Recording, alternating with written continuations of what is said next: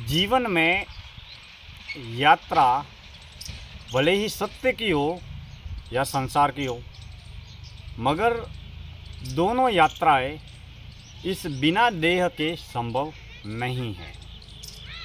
अब जो संसार की यात्रा है वो वाणी और विचार की यात्रा है, यानी कि बाहरी बहिर्मुखी व्यक्ति और पदार्थ से जुड़ी जो यात्रा है वो संसार की यात्रा है। मगर जो सत्य की यात्रा है या जो ईश्वर की यात्रा है वो पूर्ण रूप से मौन की यात्रा है, ज्ञान की यात्रा है, ध्यान की यात्रा है, आंतरिक अंतर्मुखी आत्म केंद्रित यात्रा है। यानी कि बाहरी बहिर्मुखी जो भी यात्राएं है वो वाणी, विचार, कर्म, क्रिया, विचार, विकार, बुद्धि की यात्राएं है, जो कर्म के जरिए, वाणी और विचार के जरिए ही हम इस संसार में रह पाते हैं, जी पाते हैं, संसार को चला पाते हैं। यानी कि तमाम तरह के पारिवारिक, सामाजिक, व्यक्तिगत, व्यावसायिक जीवन का निर्वहन कर पाते हैं। यानी कि इस मोह माया के बाजार का जो संचालन है वो मन के माध्यम से और मन में उपजे विचारों के माध्यम से किए जाने वाले कर्म के जरिए होता है।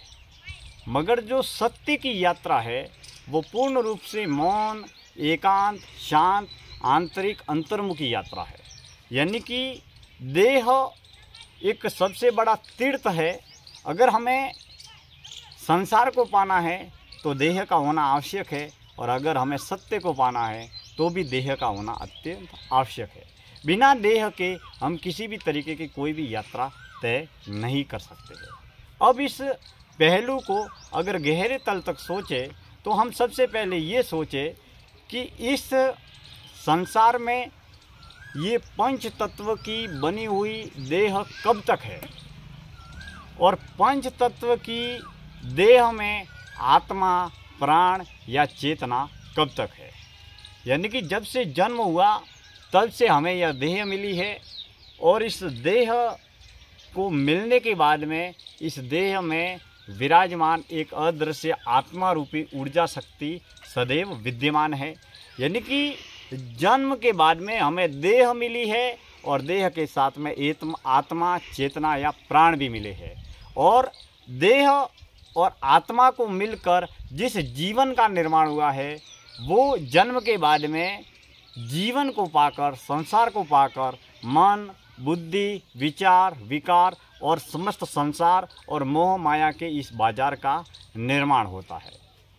अब जो देह संचालित होती है वो विचारों और विकारों से संचालित होती है, और विचार और विकार का निर्माण हमें हमारे जीवन में किए हुए कर्मों के माध्यम से और जिए हुए जीवन के माध्यम से होता है। यानी कि पंच तत्व का जो ये शरीर है इसमें पंच विकार है वो हमें जन्म से ही मिलते हैं, लेकिन हम हमारे मन, बुद्धि, विचार का निर्माण पंच इंद्रियों के जरिए करते हैं, और पांच कर्मेंद्रियों के जरिए हम इस जीवन को सुचारू रूप से संचालित करते हैं। हम अपने अदृश्य ऊर्जा शक्ति को, प्राण को, मन को, विचारों को, बुद्धि को जितना बहिर्मुखी बनाएंगे उतना ही हम व्यक्ति, वस्तु, धन, साधन, पदार्थ के संपर्क और संबंधों से जुड़े हुए जीवन को जी कर ही हम अपना तमाम जीवन खत्म कर देंगे।